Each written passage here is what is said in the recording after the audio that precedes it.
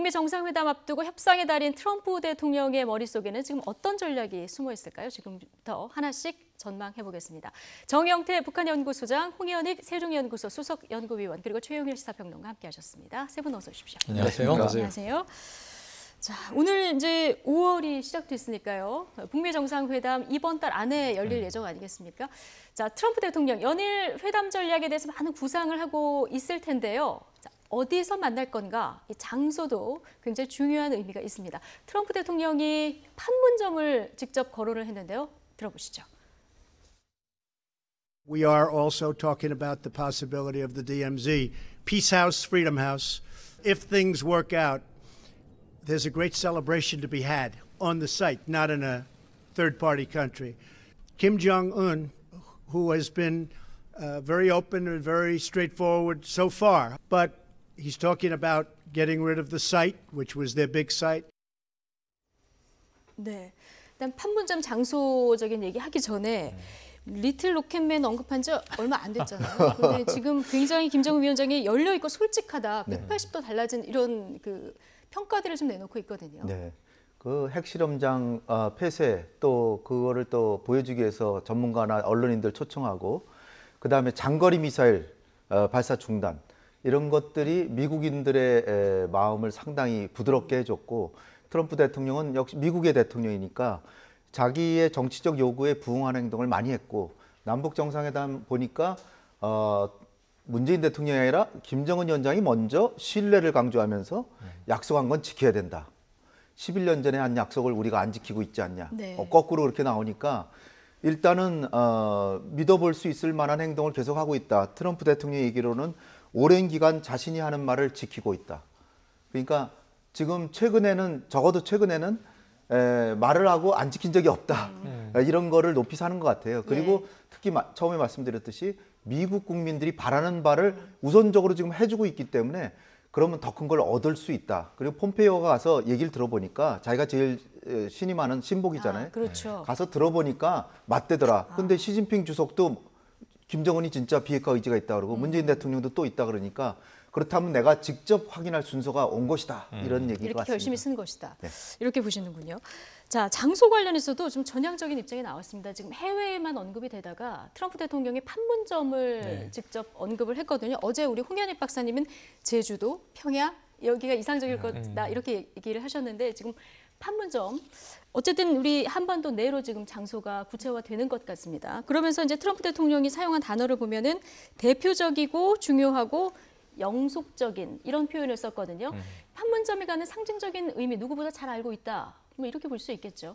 예, 판문점 이번에 그 회담 자체는 우리 그 문재인 대통령하고 김정은 위원장하고 했던 정상회담에서 캐치프레이즈를 걸어내는 그 자체가 평화에 사실 초점이 가 있었는 거죠. 그 평화 회담과 같은 정상회담을 판문점에서 했다고 한다는 것은 지금 판문점은 사실은 정전의 상징입니다.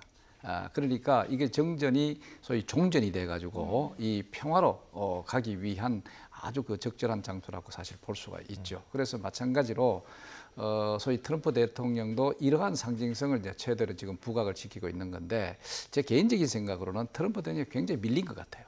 지금 북한하고 평양 당국하고 이 장소를 마지막까지 지금 밀고 당기고 있는 것이 아닌가. 사실상 이 트럼프 대통령으로서는 뭐 가급적 스위스라든가 이런 제3국에서 하거나 아니면 뭐 백악관에서 하면 제일 좋겠죠. 그러나 이제 그건 뭐 말도 안 됐고 그러나 이제 이쪽에 제3국을 자꾸 이제 주장을 했는데 그것이 저쪽 이제 북측 입장에서는 사실 씨알도 먹히지 않는 정도로 된 것이 아니라 저는 처음부터 이렇게 예상을 했습니다. 그렇기 때문에 제가 여러 군데서 그 얘기를 하면서도 아마 결정적으로 지금 할 수 있는 것이 유일하게 소위 그 판문점에서 할 수 있는 것이 그 남아 있다. 한번 기다려 보자. 그거 했는데 이렇게까지 사실은 지금 그 트럼프 대통령이 밀리고 있다. 이래 볼 수 있어요. 장소에 관한 하는. 이제 그런데 앞으로 들어가 가지고 어떻게 될지 모르겠습니다. 그렇군요. 정 소장님 말씀이 좀 일리가 있는 게 제일 유명한 회담이었죠. 그 2차 대전 종전할 때 얄타 회담. 얄타 회담이라는 게 이제 스탈린은 건장하고 루즈벨트는 굉장히 노쇠해서 피곤한데 얄타라는 곳이 그 뭐 소련에서는 바로 엎드리면 코다할 때인데 미국에서 거기까지 이제 왔다가 루즈벨트가 힘드니까 스탈린의 요구를 많이 들어줘서 상당히 많은 양보를 했거든요. 네. 그리고 나서 루즈벨트 대통령이 참 불행하게도 불과 얼마 못 살고 바로 돌아가셨잖아요. 그래서 트루만이 대통령이 예. 되는 거죠. 그러니까 트럼프의 입장에서는 유럽쯤에서 하는 게 제일 좋죠. 사실은. 근데 김정은 전용기가 거기까지 못 가니까 네. 또 중간에 급유도 해야 비행기 되고. 빌려준다 그래도 창피하다 그러면서 안 탄다 그러니까 네. 할 수가 없는 거예요. 그래서 아시아를 보고 있다가 지금은 제가 볼 땐 동기면에서 노벨상에 상당히 관심이 있는 것 같아요. 지금 트럼프 대통령이 예. 국내적으로 너무나 노벨상 자체가 문제가 아니라 국내적으로 정치적으로 너무나 위기에 정치적으로 몰려있기 공제했기 때문에. 때문에 이것을 한 번에 그냥 극복하는 게 노벨 평화상을 타면 전 세계가 나를 찬양하는데 예. 미국 국민들 중에 일부 나를 음해하는 사람이 있다 이렇게 할 수 있기 때문에 정치적으로 굉장히 유리하죠.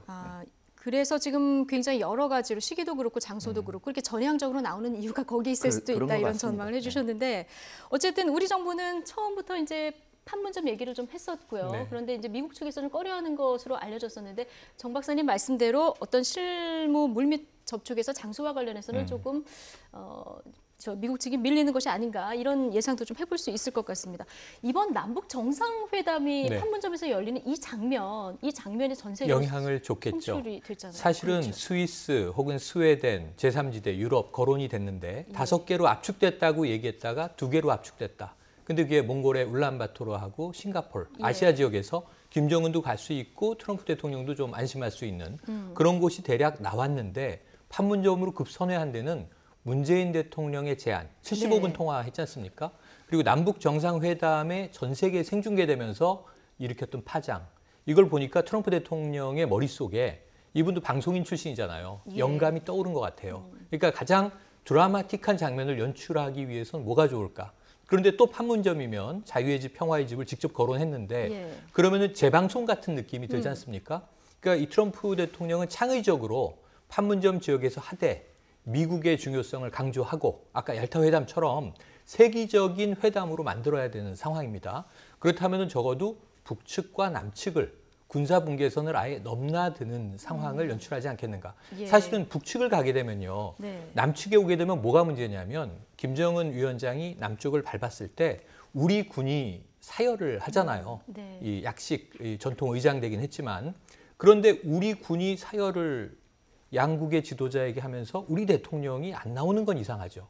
그럼 이게 제가 보기엔 묘한 상황이 연출되는 예. 게 남북미 회담 같은 문재인 대통령도 이 늦게라도 이 현장에 나가야 되는 상황이 연출될 수 있는데 같은 판문점 지역이지만 북측에서 회담이 이루어지게 되면 북한 인민군이 트럼프 대통령을 열병하는 예. 약식 사열이 이루어질 수 있단 말이에요. 이런 장면의 환대를 연출하고자 하는 또 어떤 이 드라마틱의 예. 필요성이 분명히 내재해 있다고 본다면 예. 트럼프 대통령이 그런 전략을 고려할 가능성도 엿보입니다. 그렇다면 트럼프 대통령 머릿속에는 판문점 그중에서도 북측 북측 지역을 지역. 염두에 두고 있을 네. 것이다 이런 얘기를 지금 전망을 해주신 건데 네. 일찍부터 판문점에서 열릴 것이다 전망을 해주신 정 박사님은 예측을 어떻게 하십니까? 판문점에서 열린다면? 아니 저는 일단 예. 그 북측이든 그 남측이든 저는 그렇게 그 중요하게 생각을 안 했고 그러나 이 판문점이라는 것이 될 수밖에 없는 것이 첫째 김정은 위원장이 그 여행을 하는 해외 여행을 하는 그 동선 자체가 사실상 저쪽에서 쉽게 해외로 네. 가기에는 쉽게 받아들일 카드가 아니다. 그렇기 때문에 이걸 먼저 우리가 그 판단을 하고 접근을 했어야 되는데 사실은 그 북한하고 그 협상을 한다거나 뭔가 이 접근할 때 누울 자를 보고 다리를 뻗어야 됩니다. 네. 사실 그 요구해서 안 될 일을 자꾸 그 요구를 해봐야 시간만 끌고 근데 처음부터 제가 이렇게 얘기한 것은 바로 그런 측면이다. 김정은 위원장의 동선입니다. 이 동선 자체가 지금 최대로 많이 갈 수 있었던 것이 사실은 중국이라고 볼 수가 있죠. 중국은 그래도 열차로 갈 수 있는 겁니다. 1호 열차로 움직이게 된다면은 이게 상당한 정도의 안전 자체는 뭐 유지된다고 이렇게 봐야 되겠죠.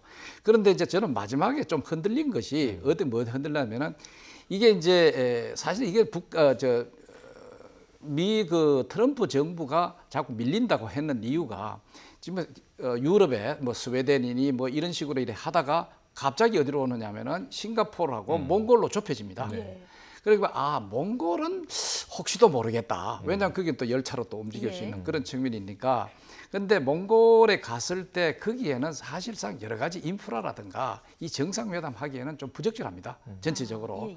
그래서 이제 결국은 저는 뭐 이게 빗나갈지 모르겠으나 지금 트럼프 대통령이 이미 판문점을 얘기하는 걸로 봐서는 판문점 가능성이 상당히 높아지고, 근데 이제 북측에서 했을 때 나름대로 적은 있습니다. 그 저 트럼프 대통령에서는 사실상 평화 메시지, 뭐 노벨 하니까 지금 잔뜩 이제 부풀어 있는 그런 상황이고, 이번 정상회담에 뭔가 그 결과를 내놓고 생산적인 걸 내놓고 소위 평화 이미지를 개선을 해가지고 자기는 어떤 아주 그 대북 정책에 성공했다 하는 걸 하기 위해서는 또 사회를 또 받아가면서 하는 것도 북측에도 괜찮겠으나, 그러나 아마도 이번에는 북측으로 간다고 생각해서 차라리 평양 가죠. 왜 저쪽에 갔겠냐. 그러면 한다면은 이쪽에서 미국 쪽에서 그래도 양보를 안 하는 게 북측에는 이번에 가는 것이 아니라 사실상 제3국, 제3지역에서 한다 하는 그런 것의 원칙을 최소한 그래도 그걸 지키려고 한다면은 그래도 우리 남측 지역에서 하는 것이 그래도 미국으로서는 자기 얼굴을 좀 버는 어떤 그런 것이 아니겠느냐 일단 판단해 봅니다. 그러나 또 북한 입장에서도 조금 그래도 평양이나 아니면은 저 통일각에서 하기를 원하겠지만 이 정도는 그래도 협상 가능한 것이 아닌가 하는 생각은 듭니다. 예, 아직 뭐 판문점 결정된 것은 아니고 뭐 제3국 가능성도 여전히 남아 있습니다만은 그렇죠. 일단 유력해는 보이는 그런 상황입니다. 판문점이 뭐 제3국과 비교했을 때 상징성 말고도 갖는 장점이 굉장히 많습니다. 말씀을 해주셨지만 뭐 접근성도 용이를 하고요.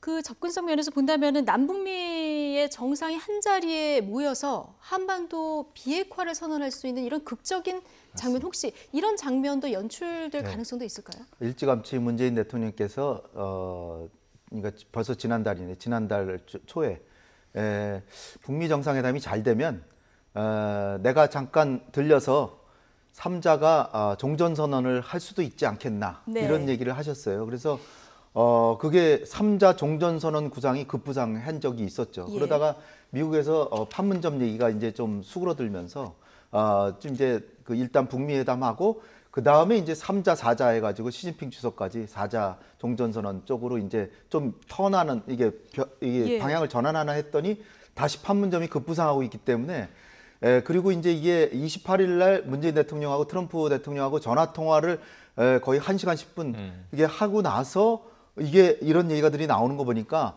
문 대통령의 설득력이 통한 게 아닌가. 그리고 이제 트럼프 대통령이 이 판문점 남북 정상회담을 보고 열광했다는 겁니다.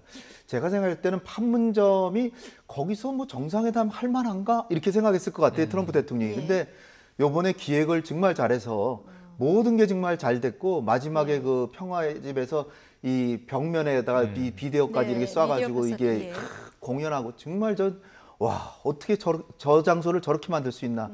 정말 분단과 대립의 장을 평화의 장으로 변모시키는 그런 걸 보고 저기도 될 수 있다. 그렇게 생각한 것이 아닌가. 제가 그렇게 생각했고요. 그러니까 문재인 대통령의 설득력에다가 이미 저것도 훌륭한 게 할 수 있다는 걸 보여줬고 그다음에 이제 결정적인 게 싱가포르나 몽골에서 이 한반도 비핵화 선언이 됐다 그래도 그게 세계적인 이벤트가 되게 좀 약해요. 판문점에서나 평양에서 하면은 이거는 세계적인 이벤트가 될 수 있다. 이런 거를 고려해서 한 번에 노벨상으로 간다. 물론 노벨상을 타기 위해서가 아니라 이 한반도 평화를 극적으로 전 세계. 근데 트럼프 대통령 하는 얘기를 들어보면 모든 사람들이 좋아하는 뉴스를 우리가 제공할 수 있다는 것에 난 기쁨을 느낀다 이러잖아요. 지금도 그렇죠. 아직도. 그러니까 판문점에서 이런 게 일어날 때 훨씬 더 극적인 효과가 있는 건 분명하기 때문에 그러니까 이쪽으로 급선회한 게 아닌가. 그러니까 뭐 우리가 흔히 하는 얘기를 뭐 필이 꽂혔다 뭐 이러잖아요. 가능하겠다라는 생각을 하게 된 것 같습니다. 그렇죠. 뭐 극적 효과를 생각한다면 판문점만한 곳이 없으니까요. 어쨌든 지금 이게 되겠어 하는 일들이 지금 현실화되고 있는 단계라서 지금 국민들도 굉장히 놀랍고 전 세계가 놀라고 있는 그런 상황인데 북미 정상회담의 구체적인 형식은 이제 윤곽이 잡혀가고 있는 것 같고요. 협상이 들어간다면 완전한 비핵화 부분의 실천과 이 검증 부분이 관건 아니겠습니까? 존 볼턴 보좌관 그리고 최근 북한을 방문했었던 폼페이오 미국 국무장관이 어떤 얘기를 했는지 좀 들어보시죠. The objective remains the same: complete, verifiable, irreversible denuclearization. That's been the administration's goal. They have taken actions only to find that those promises proved false or unworthy, or they were. My goal was to try and identify if there was a real opportunity there. I believe there is, It appears to have given us this opening, this real opportunity for something that would be transformative for the world if we can achieve it. They agreed to it in 1992 with South Korea, and they've pledged similar things since then. Now, it's also the case that they've lied about it and broken their commitments. Yeah, I think that's what denuclearization means, and we have very much in mind the Libya model from 2003, 2004. There are obviously differences. The Libyan program was much smaller, but that was basically the agreement that we made. 네. 지금 폼페이오 미 국무장관의 발언을 이제 좀 살펴보면 비핵화를 성취할 기회가 있는지 타진하는 것이 제 목적이었고 그럴 수 있다고 믿습니다. 이렇게 얘기를 했거든요. 북미 간의 물밑 어떤 접촉에서 모종의 진전이 이루어지고 있다 이런 느낌도 드는데요. 어떻게 이번에 저 폼페이오가 저쪽 그 평양에 갔을 때 김정은 위원장하고 직접 뭐 얘기할 기회를 가졌다고 하니까 거기에서 일단은 그 비핵화를 하겠다라고 하는 그 뭐 언제 비핵화하겠다 목표를 달성하도록 하겠다 하는 건 물론 뭐 밝힘이 없지만 그러나 그 비핵화에 대한 진정성을 읽을 만한 언질은 분명히 했지 않았느냐. 그렇기 때문에 미 측에서는 어느 정도 그 북측에서 비핵화를 하겠다는 그 진정성을 읽었다 하는 게 굉장히 중요하거든요. 그래야 이제 정상회담이 가능해지는 겁니다. 자, 그런데 이제 요는 이제 이 비핵화를 어떻게 달성할 것인가 하는 것이 사실 이제 방금 볼턴이 얘기하는 것과 마찬가지로 리비아식 모델을 얘기를 했습니다. 그런데 최근에 점차적으로 좀 들어오면서 이래 보니까 리비아식 모델도 그렇게 맞지 않은 것 같아. 하는 쪽으로 약간 바꿔가고 있는데. 핵을 완성하는 정도가 리비아하고 북한 지금 다르잖아요. 완전히 다르죠. 그것은 적어도 북한이 1차 핵실험하기 이전에 만약에 리비아 모델을 얘기를 한다고 한다면은 뭐 상당히 유사점을 가지고 그쪽으로 추진할 수가 있겠는데 북한의 경우는 이미 핵 탄두가 뭐 20기에서 30기 그 이상도 지금 갖고 있다고 하는 전문가들이 판단이 있을 정도의 사실 핵을 보유한 상태라는 거죠. 자, 그렇다면은 그것을 리비아식 모델로 가기에는 여러 가지 무리가 많이 따른다 하면서 슬슬 좀 꼬리를 좀 내리는 같은 기분이 좀 듭니다.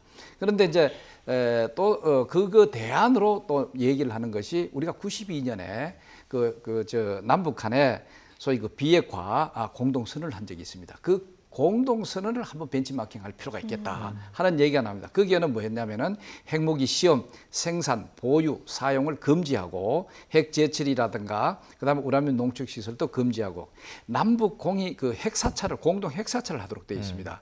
이 당시는 남북 공동선언이니까 남북 공동의 핵사찰을 하는 거지만 이번에 이제 미국하고 하면은 미북 간에 그 공동 핵사찰한다. 이렇게 된다면 어떻게 되느냐? 북한이 말하는 소위 한반도 비핵화, 소위 남한에 있는 주한미군에도 우리는 지금 다 사실 없앴지만 그러나 북한으로서 신뢰가 떨어지면은 그것도 사실 봐야 되는 거죠. 뭐 이런 것까지도 비화할 수 있는 어떤 여지를 지금 던지고 있는 것이 아닌가.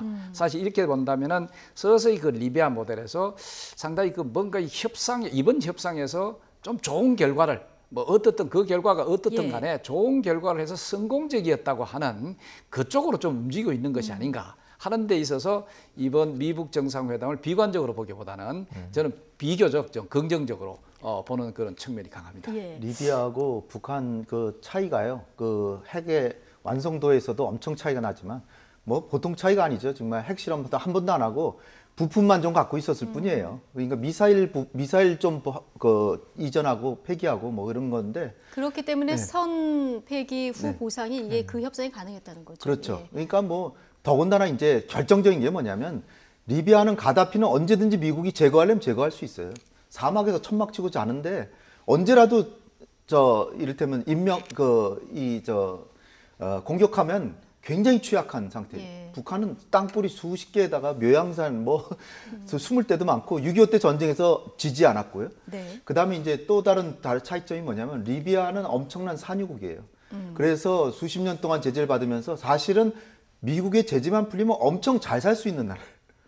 북한은 제재를 풀어줘도 팔아먹을 게 없어요. 겨우 옷 만들어서 싸니까 팔고 뭐 광물 팔고 아주 일부죠. 그래봐야 뭐 수십만 달러밖에 더 됩니까? 리비아는 제재만 풀려주면 아주 잘 사니까 리비아 내부에서도 가다피한테 제발 좀 미국하고 타협해가지고 우리 제재 풀고 잘 삽시다 하는 게 있었는데 북한은 그게 아니거든요. 그러니까 상황이 상당히 다르고 지형 자체도 북한은 산악지형이고 여러 가지 차이가 있어서 리비아 모델을 북한에 적용한다? 이건 협상 안 하겠다는 얘기나 전 다름없다라고 보고요. 두 번째로 한반도 비핵화 선언 이게 되면 좋죠. 진짜로 요번에 제가 남북 그 판문점 선언을 보고 제가 조금 좀 야릇한 생각을 한 게 과거의 선언들을 다 지키겠다는 얘기를 했어요. 예. 그렇다면 한반도 비핵화 선언은 어떻게 됐냐? 이거 하나만 지키면 다 끝나는 거예요.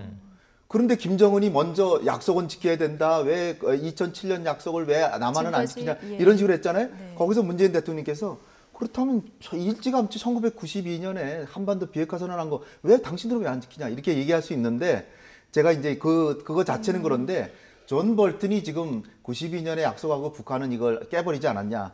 지금 믿을 수 없다 이랬잖아요.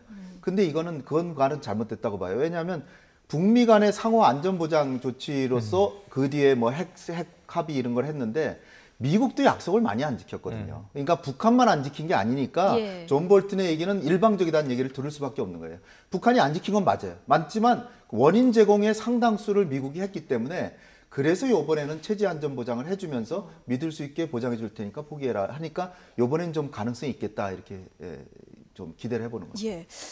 뭐 어느 정도 선에서 협상이 타결되면 최선인지 이거는 좀 이제 지켜봐야 될 것 같은데 조심스럽지만 북한이 이번에는 좀 진정성이 있는 거 아닌가 여기저기서 이제 이런 의견들이 좀 나오고 있는데 어제 국회에서 조명균 통일부 장관의 민주당 지도부 보고가 있지 않았습니까? 네.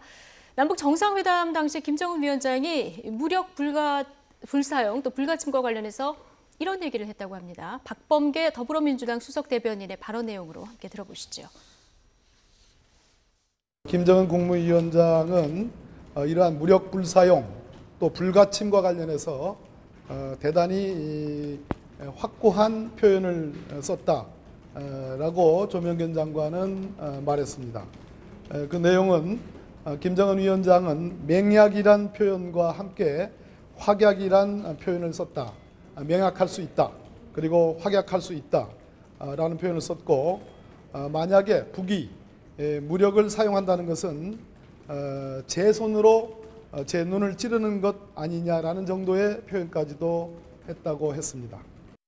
통큰 면모와 함께 합의문, 실무 차원에서 만든 그 합의문 하나하나를 꼼꼼히 체크를 하고 구체적으로 내용을 확인하고 이행 문제까지도 챙겼다. 이런 표현도 조 장관은 전했습니다. 맹약 그리고 내 손으로 내 눈을 찌르겠냐. 네. 김정은 위원장이 이런 표현까지 썼다는 거잖아요. 그렇죠. 그런데 이제 그 이전으로 거슬러 올라가면 아까 존 볼튼 이 보좌관의 이야기처럼 예. 국내에서도 과거의 약속을 많이 깨지 않았느냐. 홍준표 대표 같은 경우는 8번을 속고 9번째를 또 속는단 말이에요. 이런 얘기도 하는데요. 예. 사실은 이 내 손으로 내 눈을 찌른다는 표현에 준하는 사태가 왕왕 있었죠. 이게 일종의 교전이라고 우리가 불렀던 예. 1.2 연평해전도 그렇고 연평도 포격도 그렇고 잘잘못에 상응하는 것은 상대적으로 좀 분석할 필요는 있어요. 아까 홍 박사님 말씀처럼 90년대에 북한은 상당히 클린턴 행정부의 벙커 CU라든가 중유 이 지원을 기다리고 있었는데 미국에서 건너가지 않았단 말이에요. 그래서 이제 뭐 영변 냉각수까지 폭파시키고도 다시 이제 원복돼 버리는 안타까운 사태가 있었는데 자, 문제는 이 김정은 체제가 들어서고는 사실은 미사일 도발과 이 핵 도발은 있었지만 교전에 준하는 사태가 벌어진 경우는 없었습니다. 예. 그런 면에서는 김정은이라고 하는 새로운 북한 지도자가 그렇다면 이제 처음으로 이 우리가 무력을 상호간에 사용하는 것은 내 눈을 내 손으로 찌르는 일이다. 동포주의에 입각해서 이러한 것은 하지 않겠다. 그러니까 군축과 더불어 이제 불가침, 그 다음에 우발적인 군사적인 접촉, 또 막도록 하자라고 이제 제안을 했던 거죠.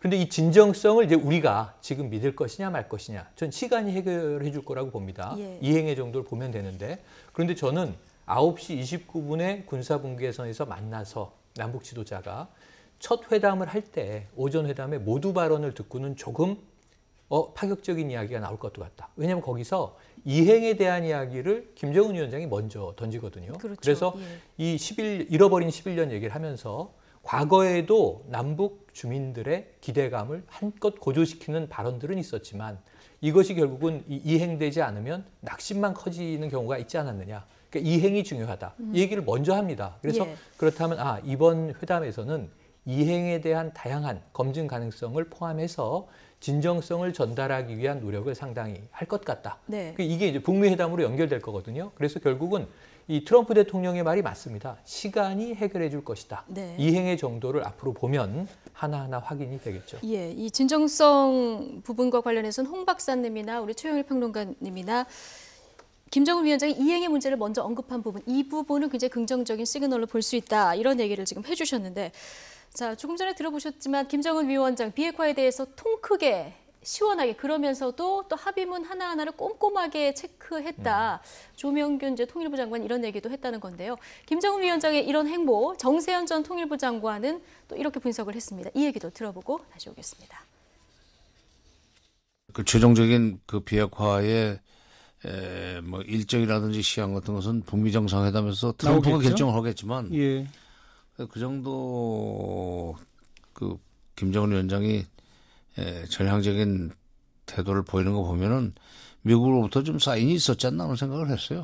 말은 100마디를 해도 그 나중에 그런 기억이 없다 보면 끝나는 거지만 예. 문서로 이제 그 얘기하는 거 아닙니까?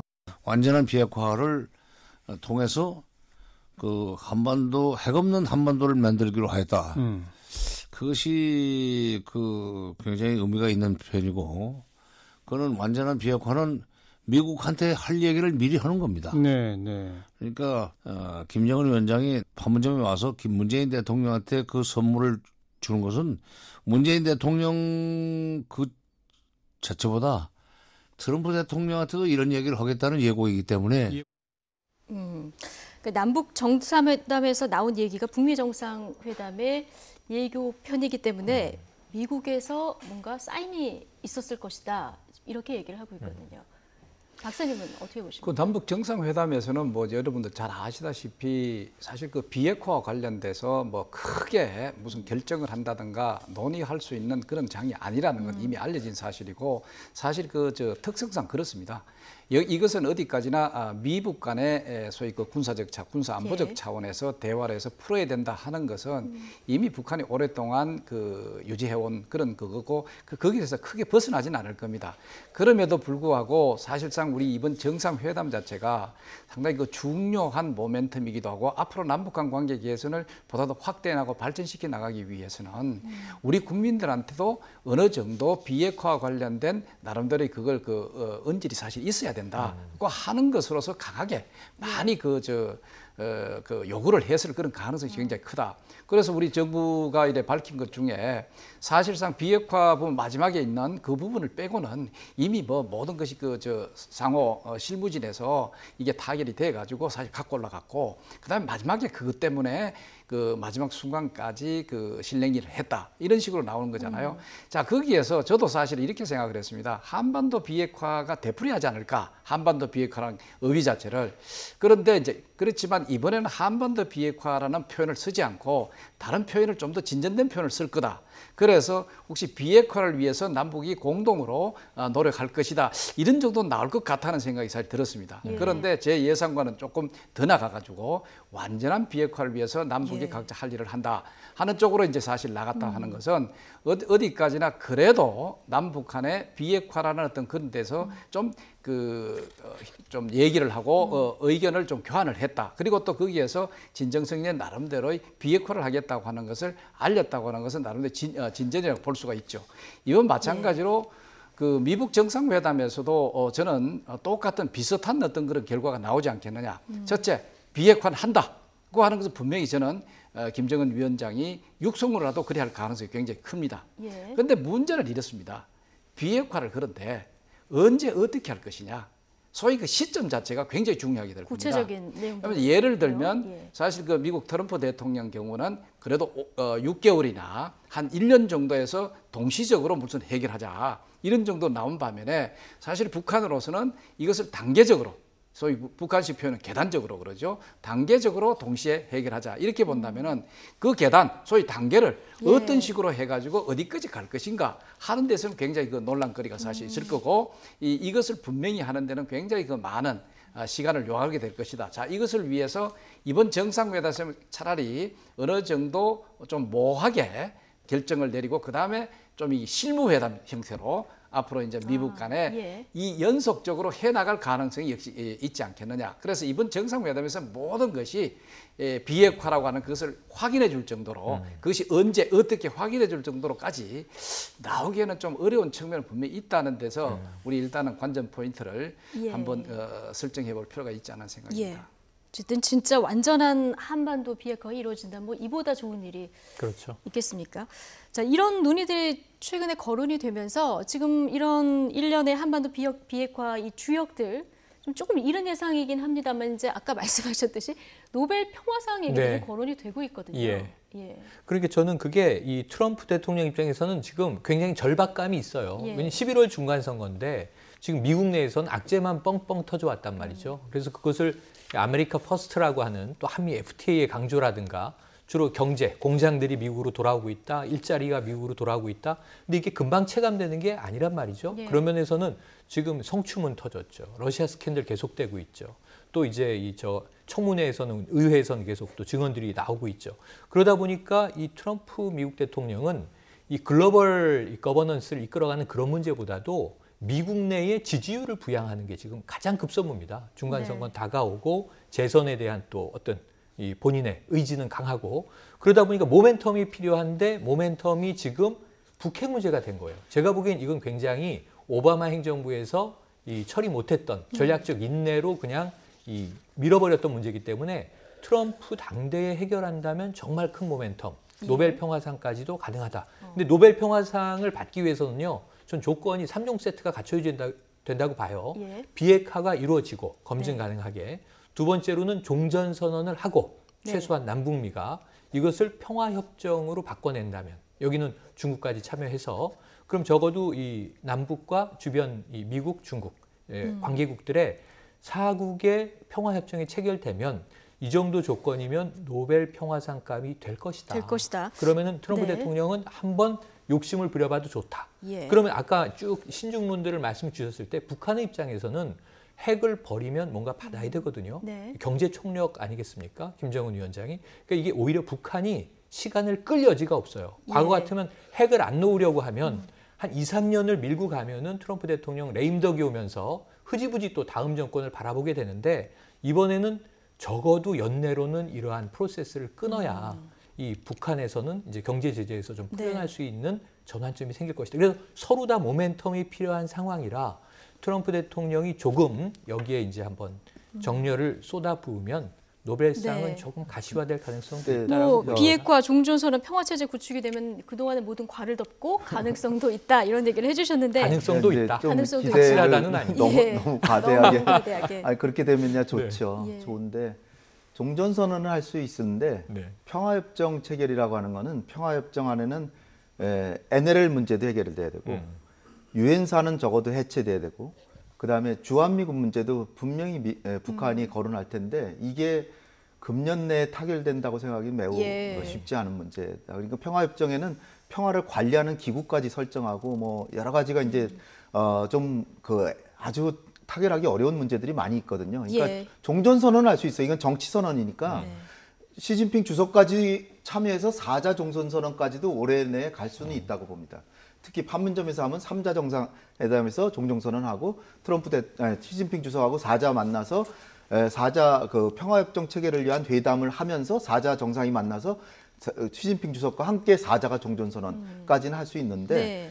트럼프 대통령의 입장에서는 노벨상이 중요한 게 아니라 11월 중간선거가 더 중요한 거죠. 그렇죠. 노벨상이야 아직 3년 더 있잖아요. 내년에도 기회가 그 9년도 있는데 그렇죠. 중간선거는 반드시 이겨야 되거든요. 중간선거를 이기려면 적어도 트럼프 대통령이 해야 될 건 미국인들의 안보 우려를 해소해야 되는데 지금 김정은 위원장이 해소해 준 게 ICBM 발사 중지예요.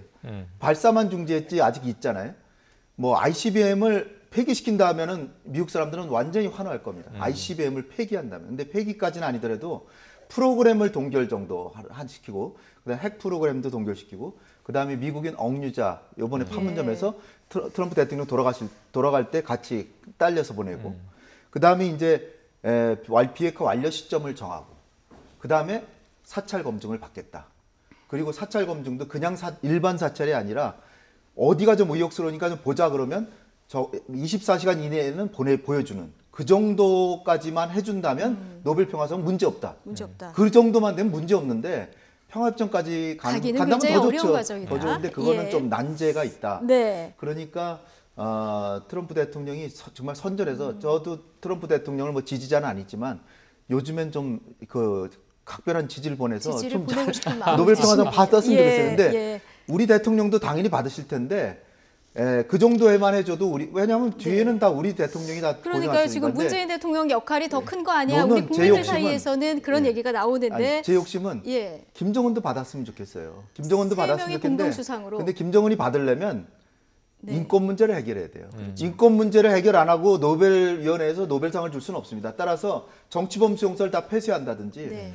이런 획기적인 조치까지 해준다면 네. 김정은까지도 받으면 예. 더 좋겠다. 네, 이게 첫 발을 디뎠는데 저희가 너무 앞서 나가는 것이 아닌가 이런 생각도 들고요. 문재인 대통령 이 얘기 나오니까 노벨상은 트럼프가 받고 우리는 평화만 평화를. 가져오면 된다. 또 이런 입장을 어제 밝히기도 했습니다.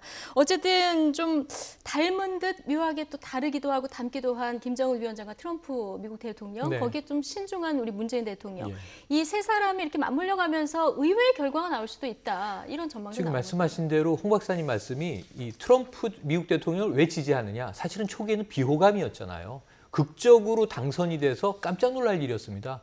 이게 역대 지금 세계사에서 최근 몇 년 동안 가장 놀라운 일이 첫 번째가 영국의 브렉시트였고 네. 그다음에 트럼프 대통령 당선이었단 말이에요. 그럼 이제 이 권력을 유지해야 되는데 보통 일이 아닌 거죠. 트럼프 네. 대통령 입장에서. 사실은 본인과 멜라니아 여사도 당선이 확정되는 순간 놀랐다. 이런 보도도 있었단 말이에요. 네. 설마 되랴 했는데 돼버렸어요. 그럼 문제는 이제 지지를 유지하는 수밖에 없는데 여러 가지 조건이 필요한데 노벨 프라이스도 그중에 한 조건이에요. 그러다 보니까 트럼프가 이 북핵 문제를 해결해 주길 기대하면서 우리 국민들이 호감 비호감을 떠나서 이제 전략적 지지를 하고 있는 상황이에요. 네. 그 이야기가 이미 누리꾼 사이에 많이 회자되던 걸 문재인 대통령이 수석 보좌관 회의에서 아예 표명을 해버렸죠. 노벨상 우린 필요 없다. 트럼프 대통령에게 드리고 혹은 양보하고 우리는 확실한 평화만 챙기면 된다. 근데 이 우리 대통령의 이 마인드가 국민들에게는 박수를 내게 하는 거죠. 그러다 보니까 유럽은 이걸 모르겠습니까? 알죠? 그래서 지금 이 문재인, 김정은 두 명이 노벨상 공동 후보 1위. 그 다음에 2위가 트럼프 대통령이에요. 도박 사이트에서. 도박 예, 사이트에서. 그러니까 이제 예. 이 노벨상을 올 10월에 누가 탈 것인가 도박 사이트에서. 네. 그러다 보니까 지금 이런 우스갯소리 같은 이 이야기가 회자되는 것이 미국에서 우리나라 국민들이 네티즌들이 많이 자 트럼프에게 노벨상을 이런 댓글들을 단다는 거예요. 네. 뉴욕타임스나 CNN에. 그러다 보니까 또 미국인들이 드디어 한국인들이 트럼프 다루는 법을 터득했다. 이렇게 이제 쓰기 시작했다는 거예요. 네. 그러니까 다 대중들도 알고 있는 상황인데 트럼프 대통령은 노벨상이 필요하고 예. 어떤 면에서는 우리는 쾌히 노벨상을 양보하더라도 확실한 평화가 빨리 왔으면 좋겠고 이러한 이제 이해관계가 제가 보기에는 잘 맞아 들어가는 조합이다. 예. 그 사이에 김정은이 있겠죠. 너무 멀리 나간 노벨 평화상 얘기를 좀 끌어와서 네. 다시 북미 회담 전망으로 돌아오면 판문점 그 북미 정상회담이 여기서 열리게 된다면 이제 트럼프 미국 대통령이 또 전략가 아니겠습니까? 본인이 거래 기술에서 이런 얘기를 했습니다. 내가 거래를 성사시키는 방식은 아주 간단하고 명료한데 목표를 높게 잡은 뒤에 목표 달성을 위해서 전진을 거듭하는 것일 뿐이다. 이를 성공시키는 마지막 열쇠는 약간의 허세다 이런 얘기를 했거든요. 근데 사실 트럼프 대통령이 대선 후보 시절에 김정은 위원장 만나서 햄버거 먹으면서 협상하고 싶다 이 얘기 했잖아요. 이게 사실 판문점에서 열리게 되고 진짜 햄버거를 먹게 되면 이게 허언이 아니게 되는 수도 있게 되는 거예요. 뭐 그때야 그 후보 시절에야 뭐 지금 이렇게까지 생각을 못했을 겁니다. 예. 그때는 이제 그야말로 후보 캠페인으로서 뭐 그런 얘기를 할 수 있는 것 같지만 그러나 이제 트럼프 대통령의 어떤 여러 가지 그 행태에 대해서 사실 우리나라에는 너무 그 한쪽으로만 그 평가를 하는 것 같아요. 네. 지나치게 그 나쁜 부정적인 측면 이래 왔는데 사실상 지금 그 트럼프 대통령이 미국에서도 그렇게 지지도 않는 거 아니에요. 전체적으로 봤을 예. 때 거기에도 열광적으로 그 지지하는 그룹이 사실 굉장히 많다 하는 것을 우리가 이해를 하고 그 다음에 이제 트럼프 대통령이 이제까지 여러 가지 그 기이한 행동을 한다든가 또 언사를 쓴다든가 하는 것도 보면은 자세히 보시면 그때 굉장히 맞는 협상수를 보이고 있다고 볼 수가 있습니다. 자, 예를 들면 북한이 그 미국이라든가 유엔 안보리에서 강력한 어떤 그런 제재라든가 이런 압박에도 불구하고 핵실험을 한다든가 미사일 시험 발사를 한다든가 이런 식으로 했을 때 네. 거기에 대해서 바로 이 그 공세를 하는 그러면 뭐 최대의 언사를 쓰면서 거기에서 이제 공격적인 어떤 걸 쓰죠. 당근과 채찍을 그러면서 맞아 이제 잘 점차적으로 전략을 서서히 구사하네. 이제 협상 국면인데 그래서 저는 세 가지로 봤는데요. 단계를 제일 처음에 이게 뭐 투쟁기로 봅니다. 근데 협상에 있어서 양측에 북한하고 소위 트럼프 정부하고 일단 투쟁기일 때는 최대의 연사를 씁니다. 높은 어떤 거로. 그 다음에 휴지기에 딱 들어가면 어느 정도 죽입니다. 그 다음에 협상에 들어가면 아주 부드럽게 그러면서 뭔가 결과를 도출해내는 이런 협상술에 나름대로 다 이제 방금 얘기 그 읽어주신 내용도 그러잖아요. 자기가 네. 조금 더 과장되게 뭘 했다. 그러나 네. 다 이것은 저쪽에 압력이라든가 뭐 어떤 협상에 관련된 어떤 그것이라는 어떤 그런 얘기하는 거 마찬가지로 사실 노래라는 어떤 비즈니스맨으로서 협상 그것을 보여준 그런 측면이 사실 굉장히 강하죠. 예. 자, 그렇게 본다면은 저는 그 협상 속에서 그럼 이번에 미국 간의 그 결과도 저는 그 뭔가 좋은 결과를 도출을 해내려고 무척 노력할 거다. 그럼 그게 뭐가 되겠느냐 하는 건데 지금 또 저 언뜻 또 생각을 해보니까 아까 우리 그 한반도 비핵화 선언 그것을 벤치마킹 한다는 볼턴의 언질도 있다고 한다니까 그러면 이렇게 될 수도 있겠죠. 미국 간에 한반도 비핵화 선언을 한다. 네. 만약에 그렇게 될 때 일단의 성공입니다. 일단은, 미국 측 예. 입장에서는. 네. 그러나 한반도 비핵화 이제 내용을 그걸 담아야 되겠죠. 그러니까 거기에서 이제 우리가 지금 일단은 이런 얘기가 들어가겠죠. 북한의 핵무기, 사실 뭐 핵무기 시험, 생산, 보유, 사용 금지 하고 그다음에 공동 핵사찰을 한다든가 네. 뭐 이런 내용 더 이상 그다음에 또 보상으로서 뭘 어떻게 한다라든가 이런 것들이 접어 들어가면서 한반도 비핵화의 선언을 김정은 위원장하고 그다음에 트럼프 대통령하고 판문점에서 사실 하게 된다면은 그건 역시도 소위 그 트럼프 입장에서는 굉장한 어떤 그런 그 성과로 이거를 자리매김하면서 그게 또 그 노벨 평화상으로까지 할 수 다시 있는 노벨 하나의 기록이 될 수 평화상으로 있지도 않겠느냐 예. 하는 생각이 사실 듭니다. 예. 햄버거 북미가 예. 네. 짧게. 햄버거 얘기 네. 국민들께서 관심이 있으실 것 같아서 말씀드리는데 대선 후보 때 햄버거 발언의 진위는 뭐냐면 이 지금 오바마 정부가 김정은 하나를 상대를 못하고 그러는데 그 정확한 오바마가 한 얘기는 그렇습니다. 김정은이 미국에 온다면 초청하는 게 아니에요. 네. 자기 발로 온다면 내가 뭐 햄버거나 좀 사주면서 좀 달래보겠다. 그 뭐 정도의 그러니까 뉘앙스. 약간의 비아냥거림과 오바마 행정부가 이 북핵 문제를 너무나 다루지 못하는데 그 어린애 하나 못 다루느냐 이런 식의 약간의 좀 비아냥거림이 들어 있고요. 예. 근데 두 번째는 뭐 그 협상의 성공을 위해서 약간의 허세를 활용한다 그러는데 이게 약간의 허세가 아니라 트럼프가 요번에 작년에 부린 허세는 우리에게는 생명을 놓고 들어야 되는 그런 거였단 말이죠. 북한을 뭐 완전히 파괴하겠다. 네. 뭐 화염과 분노, 뭐 핵무기를 북한에 쏜다는 것 비슷한 이런 뉘앙스를 풍기면서 물론 그런 일이 발생하지 않아서 뭐 아이 그럴 수도 있겠 뭐 지금 뭐 별일 안 일어났겠냐 하면 그만이지만 그때 당시에는 굉장히 우리로서는 불안했었죠. 우리의 결정이 아닌 제3자의 결정에 있어서 우리의 목숨까지 좌지우지 당할 수 있다라고 하는 너무나도 정말 그 박탈감과 허탈함 그런 것을 이렇게 우리에게 안겨줬기 때문에 상당히 정말 그 책임 있는 지도자는 아니었다 이렇게 생각할 수밖에. 설사 이번에 그걸 성공적으로 비핵화를 이끌어낸다고 하더라도 그 과정도 매우 중요한 거거든요. 그러니까 물론 뭐 지금 그 잘해가지고 협상을 타결해서 잘하길 바라지만 그런 행동의 그 지도력이라고 하는 건 결코 바람직한 지도력은 아니다. 그 말씀 꼭 드리고 싶습니다. 예, 알겠습니다. 어쨌든 그 북한과 미국의 정상이 어떻게 또 합을 이뤄가면서 극적인 장면과 함께 극적인 내용을 도출할 수 있을지 이건 좀 지켜봐야 될 것 같고요. 이후에도 뭐 한중일, 한미, 뭐 북미 엄청난 그 외교전이 줄줄이 이제 5월에 예정이 돼 있는데 시간표가 굉장히 바쁘게 돌아가고 있습니다. 지금 일어나는 이 모든 일들이 모두 이 남북 정상회담의 긍정적인 성과로 또 이루어지는 일이 아닐까 싶은데요. 특히 이번 남북 정상회담의 하이라이트 장면을 하나 꼽는다면 많은 분들이 이 도보다리에서 벤츠회담 이 장면을 꼽지 않습니까? 자, 어제 수석보좌관 회의에서도 여기에 대한 호평이 있었는데요. 자세한 내용 장민정 앵커가 전해드립니다. 무릎이 닿을 만큼 가까이 앉아 30분 넘게 밀담을 나눈 문재인 대통령과 김정은 위원장. 사실상의 단독 회담이나 마찬가지인 이 장면이 이번 남북 정상회담의 백미로 꼽히고 있습니다.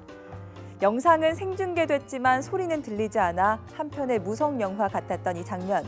두 정상은 무슨 얘기를 나눈 걸까요? 새소리와 바람 소리만 전해지는 화면. 문재인 대통령과 김정은 위원장이 얘기를 나누며 도보다리 위를 걷고 있습니다. 수행원도 물리고 취재진 없이 오직 둘만의 대화였죠. 이 세 개의 장면은 청와대 실무진이 정상회담 준비를 위해 사전 답사하는 과정에서 떠올린 아이디어라고 하는데요. 두 정상은 간간히 웃기도 하고 때로는 심각한 표정을 짓기도 하고 무엇을 설명하려는지 손동작까지 동원했습니다. 도보다리에서 어떤 말이 오갔을지 궁금한 나머지 입모양 분석에 들어간 언론도 여럿 있었는데요. 트럼프, 핵무기 이런 단어들이 등장했다고 분석했습니다. 그 해답에 대해선 문재인 대통령이 조금 힌트를 줬는데요. 북미 정상회담을 앞두고 주로 김정은 위원장이 묻고 자신은 답하는 형식이었다고 참모들에게 전했습니다. 벤치에 앉아 많은 대화를 나눈 뒤 돌아오는 두 정상의 표정은 한결 밝아진 모습인데요. 밀담에서 어느 정도 공감대를 이룬 것 같죠? 네. 정말 저기서 무슨 얘기를 했을까에 굉장히 궁금하지 않습니까? 그러다 보니까 이제 기자들이 이 모양까지 분석하는 이런 어제 그 보도들도 또 있었는데 정말 이 새소리, 자연 소리만 듣고 오디오가 없이 그림만 보는데도 많은 분들이 이 장면을 굉장히 인상적으로 머릿속에 지금 남겨두고 있는 그런 상황입니다. 이런 벤치 회동뿐만 아니라 지금 뒷얘기들이 계속 전해지고 있는 그런 상황인데요. 한라인에 대한 얘기가 이제 정상회담 과정에서 나왔는데 김정은 위원장이 언제든 정말 전화를 걸면 받는 걸 이런 질문을 했다고 그래서 저는 이게 합니다. 좀 이제 분위기를 웃기려고 한 얘기인지 진지하게 한 얘기인지 그 장면의 현장에 없었기 때문에 보도만 보고는 이게 조금 갸우뚱하는 얘기예요. 근데 이런 질문까지 한다는 것 자체가 그렇죠. 어떤 친밀감이 좀 형성됐다 이렇게 볼 수 있는 아니 예를 들면 어떤 사람들이 이제 막 교제를 시작했는데 내가 전화 걸면 항상 내 전화 받는 거야? 그럼 이거는 좋아하는구나. 집착하고 있구나. 이렇게 해석할 수 있는 거거든요. 그런데 상대 쪽에서는 아니 그런 게 아니고 조율을 하고 이 담당자 간에 약속을 잡아서 통화할 수 있는 거야. 그러면은 그리고 실망할 거 아니에요. 그러니까 김정은 위원장이 이걸 진지하게 물어본 거면 상당히 한 라인에 대해서 고무돼 있었다는 느낌이 드는 거고요. 이걸 좀 우스갯소리로 뻔히 프로토콜을 모르겠습니까? 그런데 웃기지 않고 던진 이야기라고 하더라도 내가 언제든 전화를 걸면 문 대통령이 받는다는 것이 나는 기쁘다라는 의사표현이 되기 때문에 이게 농반진반이라고 우리가 보고 상당히 이건 긍정적이고 고무적인 반응이다. 이렇게 읽어내도 무방할 것 같습니다. 네, 어쨌든 이번 정상회담 과정에서 성과보다도 그 남과 북의 정상들의 신뢰관계가 좀 회복됐다는 이 점도 굉장히 의미 있는 부분으로 좀 받아들여야 될 것 같은데요. 남북 관계 훈풍이 이렇게 부는데 여론의 그 분위기는 어떨지도 좀 궁금한데요. 최근에 나온 여론조사 결과를 좀 살펴볼까요? 남북 정상회담에 대한 평가, 국민들의 의견을 물어봤는데요. KBS 여론조사에서는 성과가 있다 94.1%, MBC 조사에서는 88.7%, 그리고 한국사회여론연구소 85.9%, 거의 아무리 적게 잡아도 85% 이상의 국민들의 성과가 있다. 이렇게 지금 응답을 한 그런 상황입니다. 이 남북 정상회담을 보는 국민들의 어떤 평가 자체는 일단 굉장히 높은 것 같아요. 아주 높은 거죠. 사실 70% 이상만 돼도 높은 건데 거의 제일 낮은 여론조사가 90% 가까이 되니까 압도적으로 정말 잘한 정상회담이다. 우리 민족의 미래가 밝다. 이렇게 생각하고 계신 것 같습니다. 자, 그리고 그렇다면 북한의 진정성에 대한 어떤 그 질문도 있었습니다. 국민들이 얼마나 신뢰하고 있느냐. 자, 이 질문에 대한 그래픽도 있으면 좀 주실까요? 북한의 비핵화 평화정착 의지에 대해서 국민들이 얼마나 신뢰를 하고 있느냐. 이 부분을 지금 살펴봤는데요.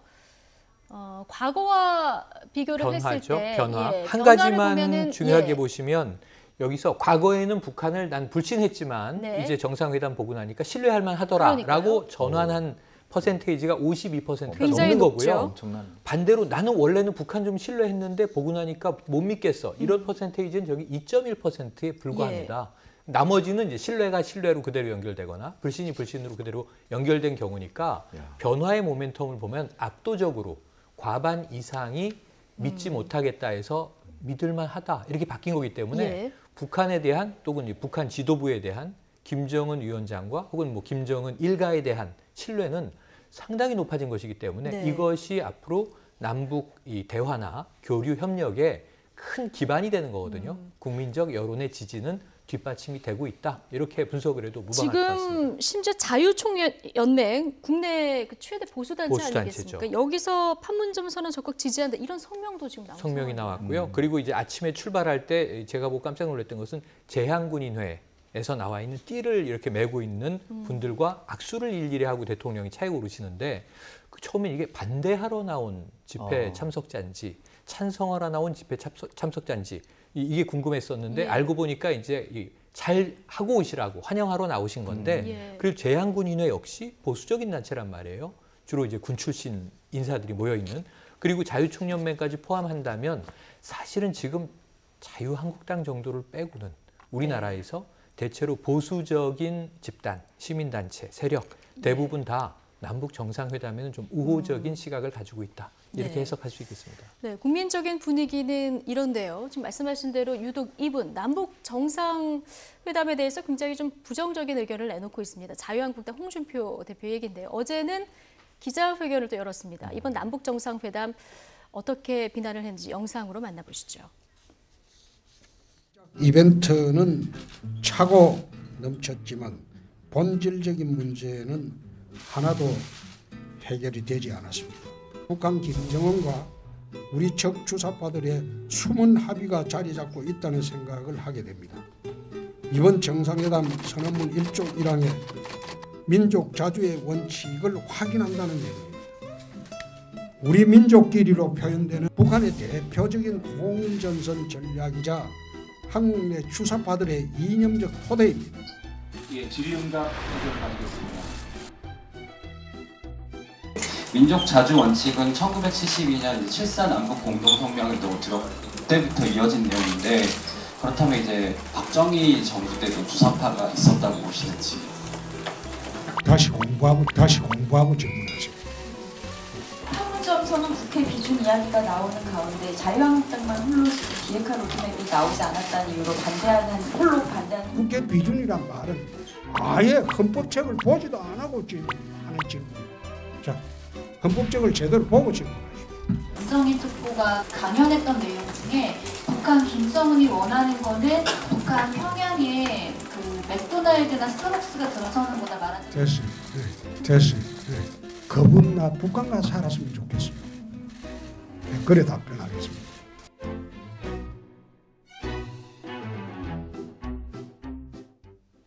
네, 일단 기자들은 공부하고 질문을 하라고 네. 하시니까 기자들은 공부를 좀 더 열심히 하겠습니다.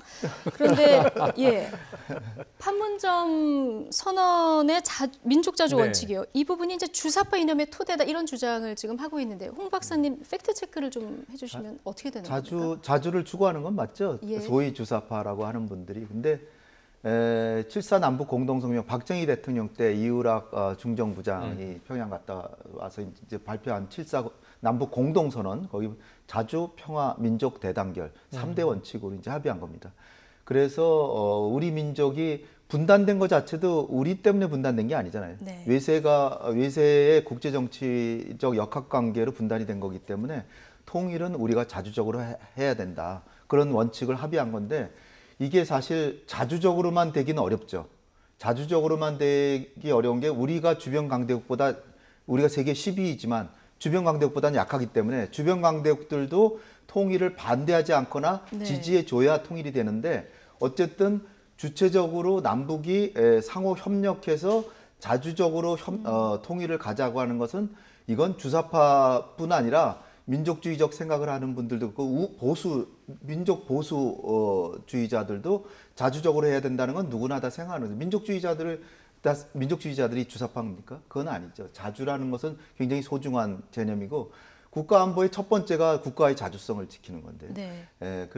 그래서 홍준표 대표께서 저렇게 얘기하시는 게 저는 이제 좀 더 건전하고 합리적인 그런 그리고 사실 우리 그 국민의 이념 지평이 50% 이상이 보수라고 저는 알고 있거든요. 네. 그런데 지금 남북 정상회담이 지지도가 90%라고 하면은 보수적인 분들의 40% 정도는 이거 남북 정상회담 잘했다 그러는데 거기서 굳이 10% 쪽에 속하셔서 저렇게 하시는 거는 정치적으로 생각해도 그렇게 현명해 보이지는 않는다. 예.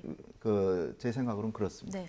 뭐 비핵화 부분의 담보를 확실히 해라. 이게 야당에서 뭐 충분히 제기할 수 있는 문제긴 한데 이제 방법론에서 조금 문제가 있는 것이 아닌가 이런 의견들이 있는 것 같은데 지금 말씀하신 대로 지방선거가 코앞에 있기 때문에 지금 그 지방선거 출사표를 던진 정치인들, 한국당 소속 정치인들도 좀 홍준표 대표가 선긋기를 하는 그런 머리가 아프죠. 머리가 아프겠죠. 네. 지금 정당 지지를 후보 본인이 끌어다 등에 받고 달려도 쉽지가 않습니다. 네. 왜냐하면 문재인 대통령의 지지율이 높고 정당 지지에서 집권 여당인 더불어민주당과 제1야당, 나머지 당들이 지지율 차이가 굉장히 격차가 커요.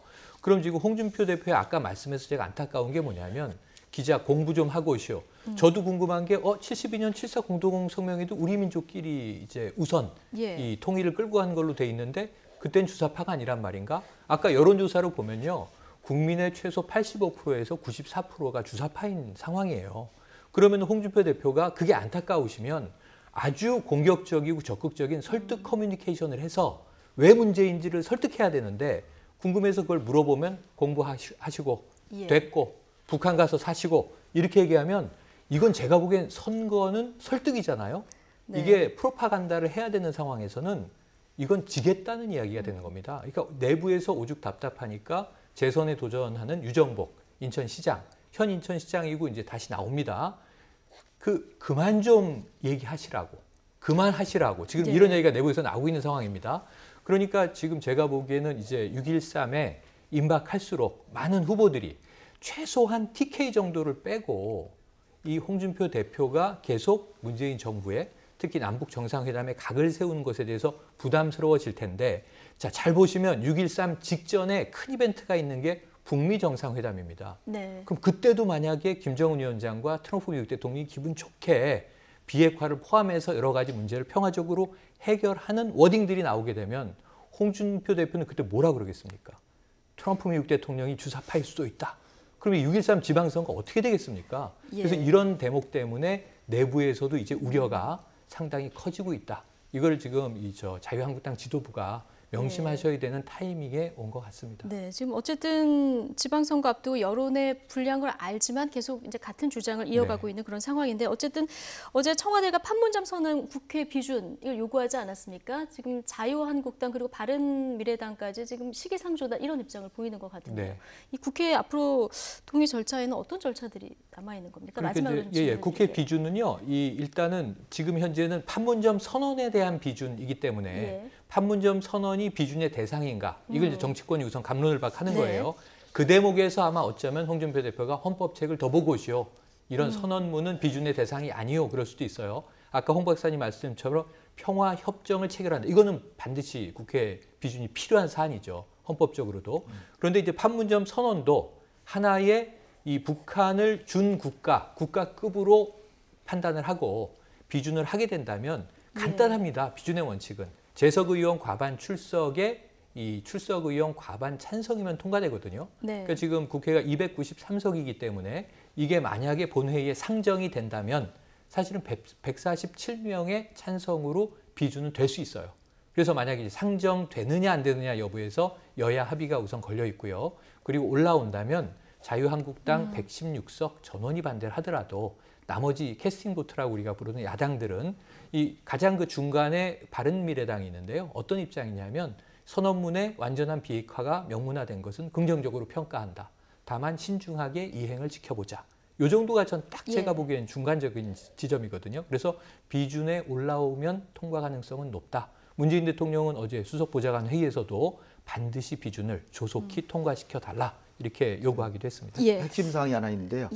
비준 동의안을 빨리 이게 절차하라고 대통령이 지시하신 것은 동의안을 국회 절차를 하라는 게 아니라 이게 하려면 법제처 심사와 차관회의, 국무회의 심의를 거쳐서 제출할 수 있는 준비를 딱 거기까지 빨리 하라는 거고요. 네. 국회에 넘기는 거는 북미 정상회담 보고한다는 겁니다. 그러니까 상당히 정치적인 고려도 하고 있으니까 일단 뭐 조석기 대통령이 비준 빨리 해라 이렇게 얘기하셨다고 해서 예. 국회에서 북미 정상회담도 안 하고 성급하게 하는 건 아니고 그 얘기는 아니었고. 네, 북미 정상회담 끝나고 국회에 넘길 겁니다. 예.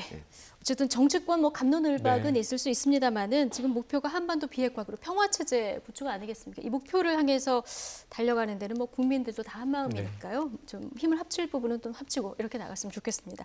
자, 정영태 북한 연구소장, 홍현익 세종연구소 수석 연구위원 그리고 최영일 시사평론가와 함께했습니다. 세 분 고맙습니다. 감사합니다.